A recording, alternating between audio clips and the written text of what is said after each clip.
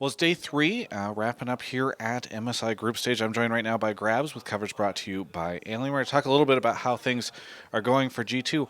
A wild day for G2 today, ups and downs. What was the experience like for you coaching through today? Um, like every day and every scrim day.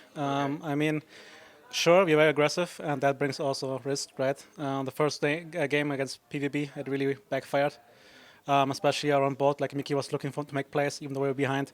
We got even more behind at some point. It's just too much. Even though I think we made it hard for them, like we still had fights where we like went even. So that shows the quality of the guys, right? We have problem-solving process in the games. Even though against PvB it's a little late, against SKT as well, the early game. In hindsight, they had Jace Elise, so of course it would be really hard for one on top lane.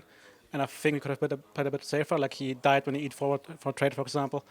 But overall, the comp worked as it should. And pretty much, if they don't pair on top, we demolished them bot lane. So I think they, in the early game at least, played well. And yeah, I don't understand their fascination with Azir still, but in the end, it worked out for us. Well, speaking about not understanding, can you please give me an idea of where in the hell Pike top comes from? Because that's interesting. It's the usual search for counter pick against meta, right? If you think back about the whole Zyra Ashe botlane and Sunny Misfortune support was a thing, it's the same process because if you know a team can play all five of the current flexes to a high level, you need to find something, right? That means in this game, we knew beforehand we have Pike, which we already brought out, like we tried to bring out before, but didn't work. So therefore, in balance, we could lead them to Jace because we knew exactly what's going to happen. We knew if they've Jace, they're not flexing it. That's the only pick they don't flex. So we know Pike will come out. They don't have an answer for it. They don't know how to play against. So sure, it looks cheesy, but it's just really sitting down and thinking about, okay, what champions can we counter how? It's just fascinating because people's minds get blown when they see that stuff pop up on the Rift. Now, I also want to ask you about PvB or PvB.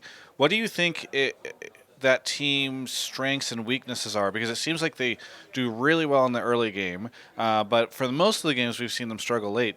What's your take as a coach on what that team's dynamic is? So PvB is like IG Light, in a sense like us too, in a sense that they rely a lot on aggression.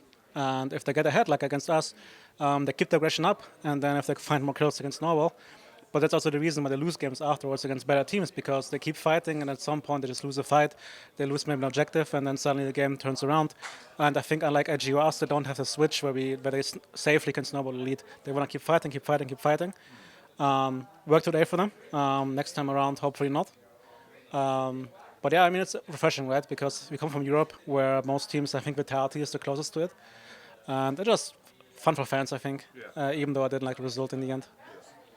Well, and one of the things that was so exciting to me and interesting about that SKT win just now was that the team was able to seemingly just completely refresh themselves.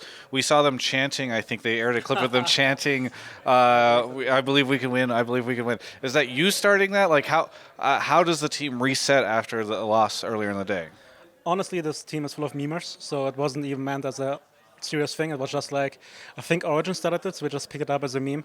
And then Riot decided to put it on the big screen. The team is just very good at handling losses because, I mean, they're all experienced, right? They all experienced losses. Luca even said after the PvP game, like, come on, guys, it's fine. I had this happen 3 years ago as well, and it's one game, whatever, right? So that experience helps there as well, and especially before the game.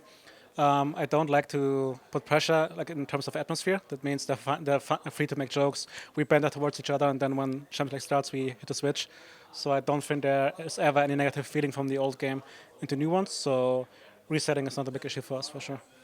I would love to ask you just your take because a lot of my audience is probably interested in what's going on with Team Liquid right now. Do you have any idea of what the deal is with that team and sort of where you see the issues are? I think they have the same issue as SKT right now. Liquid objectively is a good team, right? They know how to play League. And of course, we like to meme them because an AAU, whatever. But objectively, they're just a good team. But they just lack the compared strength towards IG and us, for example, where a guy like Impact, for example, people say, oh, he got ahead against Wonder, but that's because of the P, right? And he couldn't push the lead in a winning matchup as much as the Shy would do against Wonder. That means these kind of leads they can accumulate don't bring them anything. And I feel like against them, nothing really happens. They don't force us to make decisions.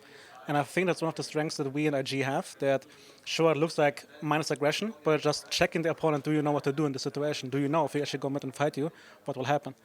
And I think Liquid is just fine scaling, but that also gives us a chance to ask them the question, what do you do now? So yeah, I also don't think it's going to be possible with the current roster for them to change that. So I think to be the best at all, the meta change kind of. But I don't want to make it so negative because they're actually a good team.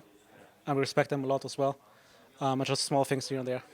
Now, if I'm not mistaken, I believe you guys are in solid possession of second place right now in the groups. Do you place yourself as the second best team right now? Do you think that's a fair placement?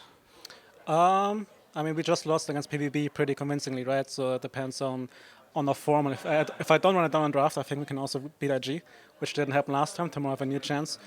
It's just really hard because this meta right now with so many flex picks especially, draft means so much. And I think in a good draft, we are the best. In a bad draft, we lose against PvB. And that's how it's going to go. But I think in a best of 5 against SKT, it's going to be closer, I think, than the best of 1s. But I think we should come ahead. So second is fair right now. Is there anything that you want to say to any of the fans out there that are cheering for the team and are perhaps were terrified and sad early in the day and then triumphant and excited the second part? Yeah. Just thanks for all the support, and the G2 army is really bantery as well. So I like to read my mentions after such a draft, which question marks and GrabbZ get fired, and then see the reactions afterwards. So keep it up and interact with us. We love your support, and we love to give back to you. Well, thank you so much for the interview. Congratulations on the big win just now. For everyone else, you can check out the rest of my coverage of all things esports right here on my YouTube channel.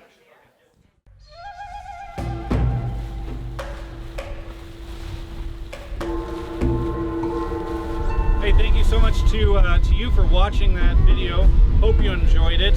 And thanks so much to Alienware for sponsoring my coverage here at MSI and my exploration of the bait here for the secret to North America's success. They've got some great stuff over at Dell.com/Travis. You know, I'm not sure if we're going to find the treasure we're looking for here, but you can find the treasure you're looking for right there on their website. They've got great computers, notebooks, peripherals, monitors, all sorts of stuff. Anyway, I gotta hoist the main sail right now because we're setting up for let's just say there's some pirates here and gotta do some battle. Let's put it that way.